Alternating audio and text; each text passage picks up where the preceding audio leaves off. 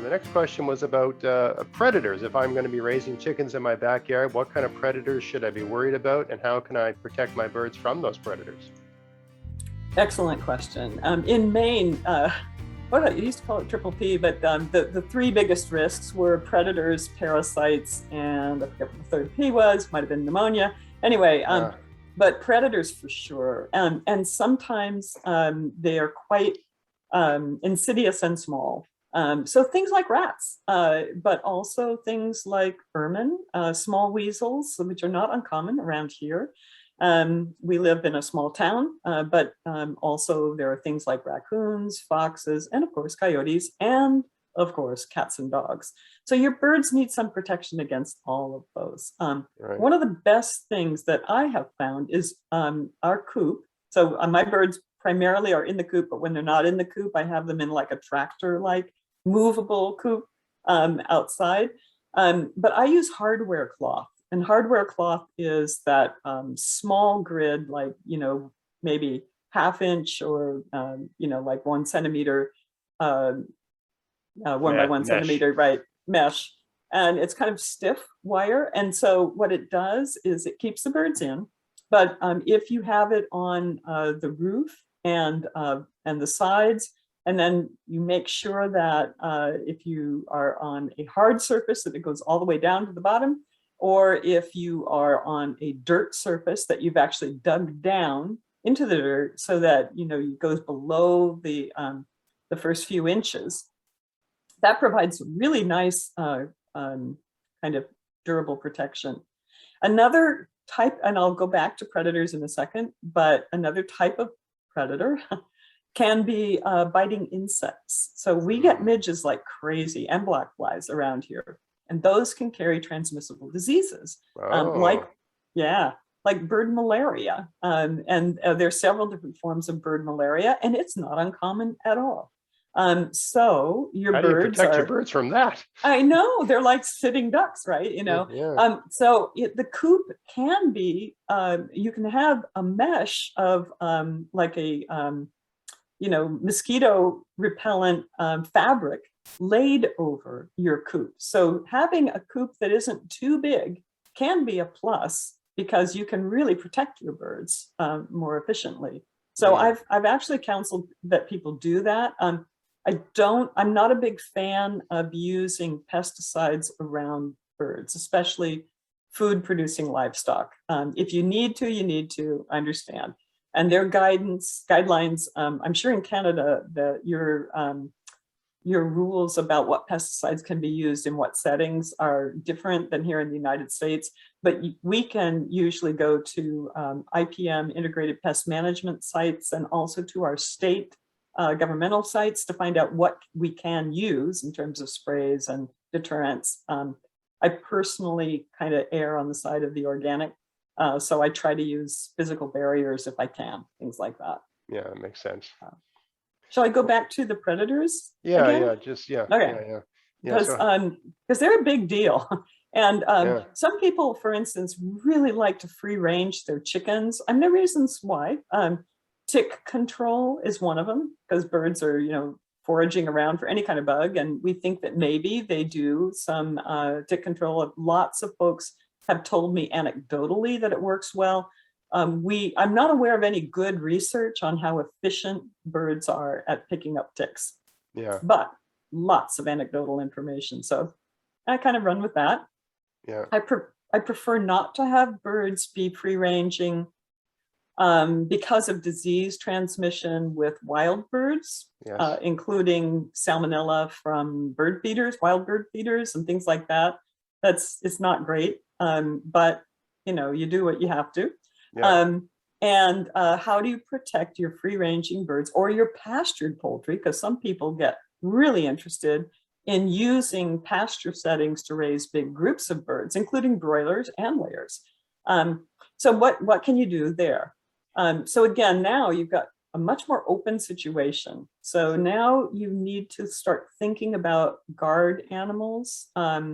And there's a host of them. There are interesting websites about guard animals, like sheep guarding dogs, and there are a number of breeds. They may or may not be good with chickens and poultry, but you need to work carefully with training puppies. And I would suggest really spending time investigating that. If you're interested in that, again, there are lots of people who are working in that area. So it's a working dog area. There's Um, chicken dogs. Chicken dogs, yeah, poultry dogs, yeah. I didn't know So, that. yeah, no, but you need to start with them early. Right. And the people who work with small ruminants probably have the best background and training on this. I see. But yeah, that's not going to be a quick fix.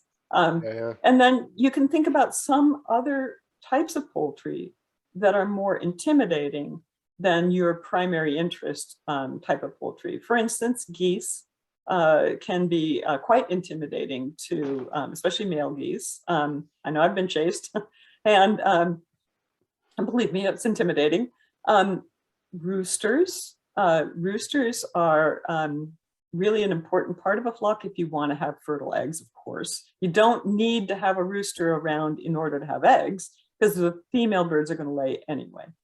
But the rooster may be important to keeping some, enforcing some of the pecking order in the flock. So there might be less trauma in the flock, although it can go the other way around too. I think we got a question about roosters coming up, so let's not. Okay, I won't not spend too blow much that time one. on roosters, but Yeah, they I can be think good. Yeah, they can be good for predator control. Okay. And yeah, and so then sometimes people will have things like donkeys. Donkeys can be good for predator control. Donkeys. So, Huh. yeah, Okay. I know. What I know. about Again, there's a lot of other information about that that's out there, but you should think about it because it's important. one of the major, aside from my wife just not wanting me to do it, that's the major impetus or major stumbling block for why I don't have chickens. But the other thing is that, I've got every predator you could imagine in my backyard, Yeah. including black bears. Mm. And, for me, even if my wife said, yeah, let's do it, we have them there all the time. Like I said, I saw one in the backyard. One of them actually ran across Wow. the backyard. I clapped, Wow. it was at our compost, and I went outside and clapped my hands, and it ran across the backyard and it fell in my goldfish pond. Oh dear. You heard crash, crash, crash, right? Yeah. So, and it, made a hell of a lot of noise in the backyard, but so they're around all the time, right? And then we see their poop sometimes, the blackberry Yeah. poop with blackberry. So, Yeah. I'm inclined not to, even if she was okay with it, I don't know if it would be worth the effort for me, because I don't know how I could possibly protect them in my setting Yeah. anyway. You'd need, well, like what we do right now with our birds, because there's black bears in our region, although I don't usually have visitations in the backyard. But what we do is, first of all, on our compost heap, we never put highly desirable odoriferous food out there. So things like meat scraps, that kind of thing, it never goes back there. Yeah. Mostly it's vegetable matter, and then chicken, bedding and things like that, that all get mixed in. And it's not used on vegetable raising sites, in that we worry about salmonella or things like that. However, but if I may, just really quickly, keeping food well sealed in airtight kind of, like, I like metal cans, and we have our coop, like with the hardware cloth on it, it's actually inside a big wooden woodshed with a door. Right. And so our birds can get plenty of ventilation and sunlight when we open it up during the day. And our birds sometimes go outside in a tractor. We don't have uncontrolled feed sources for wild animals. And believe me, while your bear is dramatic, the wild animals you really need to worry about are like rats. And there are woodland rats, there are urban rats, there are rats all over the place. If there isn't anything interesting for them in your backyard, then you probably won't have them. And so you got to keep your bird set up kind of physically separate in one way or another. So feed storage is critically important. I see. Yeah. And it doesn't hurt to have your chicken coop inside a house. Like your inside. woodshed. Well, you might have a garage area or something like that. Obviously hygiene is important and ventilation is important, especially in winter. So you don't want it in the main part of the house where it's heated and, and people are coming and going, the kitchen's right next door. That's not good. I thought of putting it right in the center of my garden because it's surrounded by a fence. So the Mm, bear wouldn't wander into, like, my concern was that the bear would just walk by it and then be like, hey, there's a bunch of chicken. I know, that looks interesting. And Yeah, I'm going in, right? Because wife, you can't yeah, stop a yeah, bear, right?